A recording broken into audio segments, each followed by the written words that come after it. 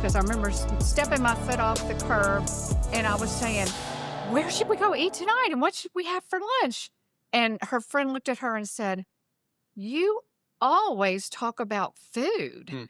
And my mom said, oh, I thought we talked about food. And she's like, no, you talk about food. And she said, kind of hurt her feelings. And she thought, well, like you, kind of determined, like, I will never talk about food again. She said, I had nothing to say for 2 months. Yeah. But she started understanding some of the way overeaters are. That obsession with food. What's going to be the next meal? What was the last meal? The obsessed with it. But in all that quiet is when she started watching her friend, watching people. And then she was actually studying to be a therapist because in the 70s, it was all about therapy. And so she was studying to be a therapist. And she thought, well, the only thing, everybody had to have a group together and have group therapy. And she thought, well, the only thing I've ever really done is I lost my weight. And so she called up a bunch of people and held her first class. And from there is when I was talking about how the next class. But it's kind of interesting because Mom's only about 5'2". She went from 150 to 102. And I just saw her yesterday. That's what she still weighs. She still weighs 102. So, she just took it to more. She just grew it. I could have never done that. I was more the business type that I'll talk about through my podcast later. I learned how to use affirmations like, God is bringing the right people to me to help me grow the business. She's, in 1999 said, I want to go travel with Daddy. Here's the manual. Here's what I give people when they come to class. And I was like, oh, okay. And so I'm the one that got it into corporations and did all that. But I could have never figured out what she figured out. And a former medical director I had who had been he's an MD, PhD, and been at some of the world-renowned weight loss places.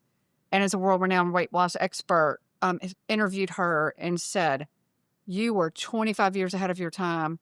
Nobody knew this. And I'm still floored at how many programs say they know it, but they don't really know it. So she was just ahead of her time. If it worked for her, never would have, had this information. I've seen another person or two dabble in it and I've read their stuff, but she just, through all those years of refining it, put it together in a way that people could understand. I'll give you an example. She used to say, people would say, eat less. And she'd go, eat less. That's like cutting myself and saying, bleed less. How do you do that? Right. And so a lot of what I want this podcast to be is all about how. How do I do things? Right. In fact, I'm new to the social media world, even though I had the foresight to go develop an online program and a website for a doctor's office before anybody hardly even knew how to use the internet. When I look at social media, my eyes cross. But I did open up some inspirational stuff and read it the other day, and it was all these great statements. But I thought, those statements aren't helping me know how to have that and how to do that.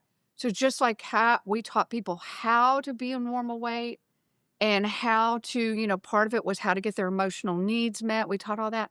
I want this to be a podcast of hows. Yeah. So Mother taught us all how to do it. And so I'm hoping with Insights with Marcia that we're going to teach a lot of hows. Can't wait to hear about it. Yeah. So I'm hoping all of y'all, that's a Southern statement, guys. All y'all. So if you don't like Southern accents, I'm sorry. If you want to get some Insights with Marcia, it's all y'all. We'll come back next week.